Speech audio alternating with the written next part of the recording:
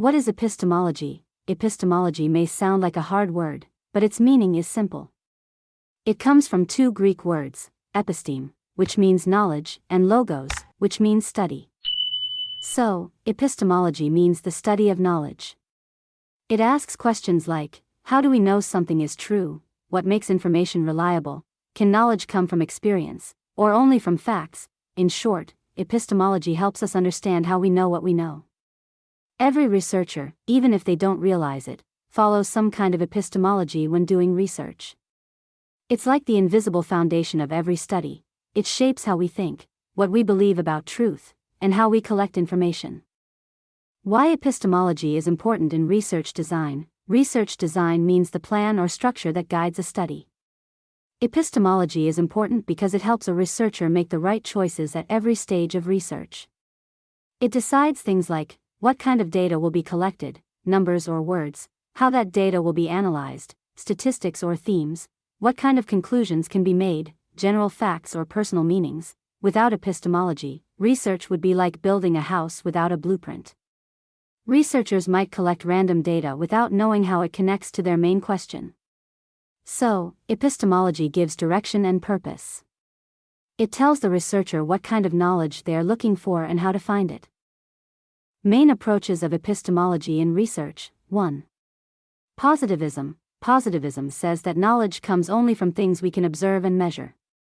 It believes truth is objective, it doesn't change based on people's opinions. For example, if you measure temperature or count how many people bought a product, those are facts anyone can check. Researchers who follow positivism often use quantitative methods like surveys, experiments, or statistical analysis. 2. Interpretivism, or Constructivism. Interpretivism says that knowledge is created by people's experiences and meanings. It believes there are many truths, not just one, because everyone sees the world differently. For example, two students may describe the same classroom experience in different ways. And both can be true for them.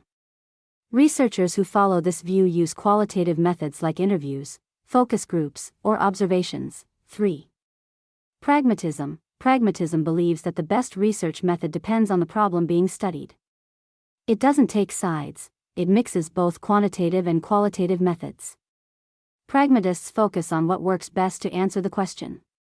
This approach is common in mixed methods research, where numbers and stories are used together. 4. Realism. Realism says that there is a real world out there, but our understanding of it is always shaped by human interpretation. It stands between positivism and interpretivism. Realist researchers try to combine objective facts with subjective experiences to get a more complete picture of reality. How epistemology shapes research design. Epistemology influences almost every step in research design. Research questions. Epistemology first shapes the type of question a researcher asks. If a researcher follows positivism, they believe truth can be measured. So, they ask questions that can be tested with numbers or experiments. For example, what is the effect of exercise on blood pressure? This question looks for clear, measurable facts, but if a researcher follows interpretivism, they believe truth comes from people's experiences. So, they ask questions like, how do people feel about exercising regularly? This question looks for meanings, emotions, and personal stories.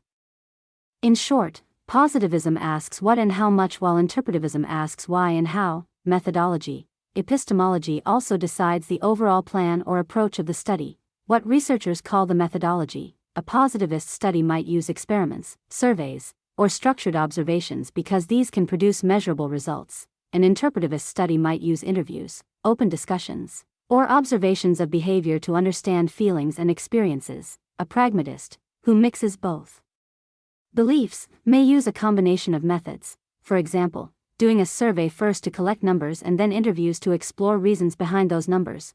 Data collection. Epistemology guides what kind of data is collected.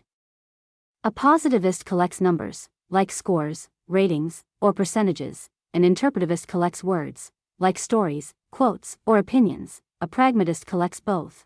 They believe the best kind of data depends on the research problem. So, epistemology decides if the researcher will work with numbers, words, or a mix of both. Data analysis. Once data is collected, epistemology shapes how that data is analyzed. a positivist uses mathematical tools, such as statistics, graphs, and formulas, to find patterns and test relationships. They want to make sure their results can be repeated and trusted. An interpretivist, on the other hand, reads through interviews and looks for themes, meanings, and emotions hidden in people's words. They try to understand the story behind the data rather than proving something with numbers. A pragmatist might combine both, for example, using statistics to find patterns and interviews to explain why those patterns exist, findings and results. Finally, epistemology shapes how results are presented and understood. A positivist will share general rules, predictions, or cause and effect relationships that can apply to many people. For example, regular exercise lowers blood pressure. An interpretivist will share detailed insights about personal experiences. For example, people feel more confident and happy when they include exercise in their daily life. A pragmatist will combine both types of findings, facts from data and deeper meanings from experiences, to give a full, balanced picture.